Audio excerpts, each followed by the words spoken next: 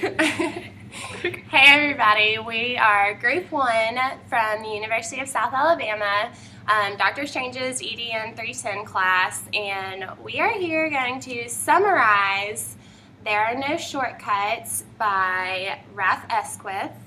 And my name is Whitney Bizjack. I'm Rowena Council. I'm Michelle Baggert. And I'm Whitley Bird.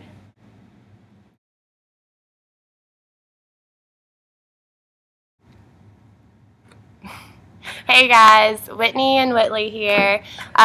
We're going to summarize. I'm going to summarize the prologue, and we're both going to talk about ideas. Chapter 3. Yeah, about Chapter 3, and summarize it for you guys. But the prologue is called Boxer, and there's just this little poem by Paul Simon that Rafe started off with, and I just want to read it to you guys. In the clearing stands a boxer and a fighter by his trade, and he carries the reminders of every glove that laid him down, or cut him till he cried out. In his anger and his shame, I am leaving, but the fighter still remains, by Paul Simon. Rafe started out with this, I think, in his epilogue because his father was a boxer, and he just talks about how his father never gave up, and I think a lot of his expectations in the classroom comes from what his father had taught him and how he raised him. He said that his mother raised him to help others, and that's why he teaches, and that's why he loves to teach, and that there's this little expert in here that he says, we teachers are all boxers. We get hit a lot. I've been knocked down so many times, and I'm often woozy. And then he makes a statement that all teachers are different, and that between the best ones and the ones that aren't so good is that the best ones get up to answer the bell, kind of like in boxing. And he said, may you always get up. It is a child ringing the bell, and he needs your help. I really like that last expert just because it really makes you realize that teaching is something that all teachers should love to do, and that they shouldn't take any students for granted. But anyway, so we're going to start by talking about Chapter 3, and it is called Johnny Can't Read.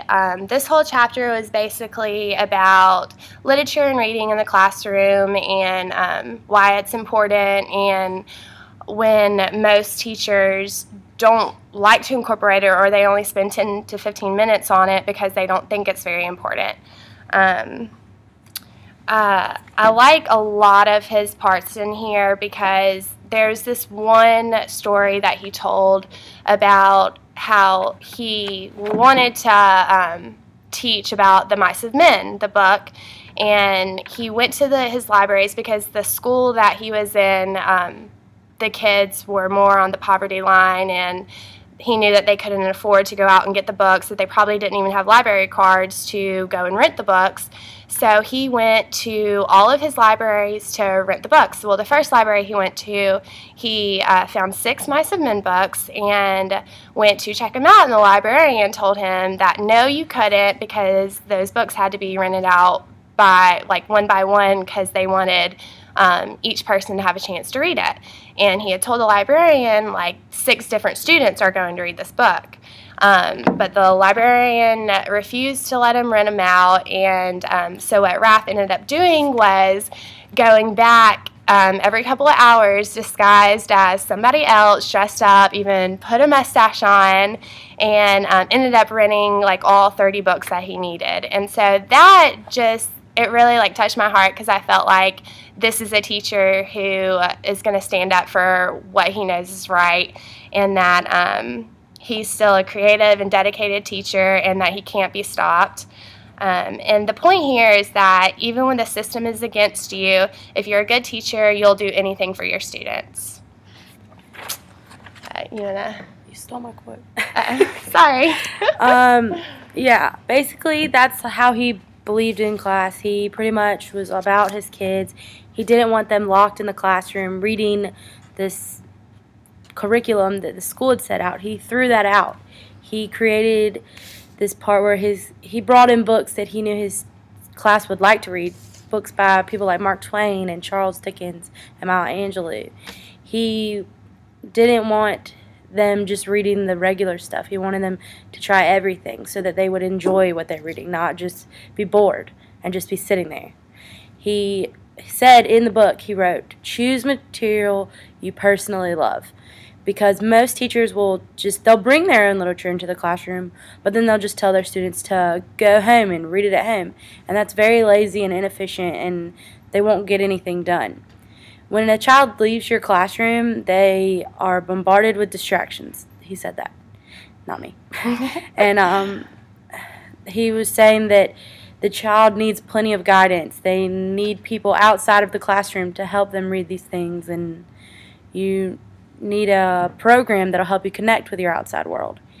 And that's what he tried to do in his classrooms. He wasn't about just sitting there being bored. He wanted the kids to have fun. He wanted to lead by example and give them something to look forward to. And he ended the chapter 3 with something that was very important, that I thought sounded very nice. It was, if you do nothing else as a teacher, develop able and passionate readers. And that's what helps the world, was when, like, you're giving the children something to do that'll help them further themselves. Yeah, I agree. That was one of my favorite quotes in chapter 3. There's also one more thing that I wanted to share with you guys. He had made a point in here about how some parents came to his classroom with a list of books that they wanted banned from the reading curriculum in the school. And Rafe explains that he is a very passionate teacher when it comes to reading, and that he chooses books that he loves to so that he can read to the classes to get them more excited about it. Because if a teacher's more excited about something, then obviously it's going to bounce onto the students, and the students will be like that too, and they'll be more apt to reading the book and actually taking it home and reading it just so they can discuss it with their teacher. And he said that whenever the parents came in with this whole list of books that they wanted banned and they didn't want their children to actually read them, he basically just looked at them and said, "Thank you for coming up with a reading list for this semester." And I just love that, because it really just shows you that he is a passionate teacher and that we should all kind of take tips from him. Definitely. And but it was a great read, so I think we're going to pass it on to Roanna and Michelle for chapters 4 and the epilogue. Thanks, guys.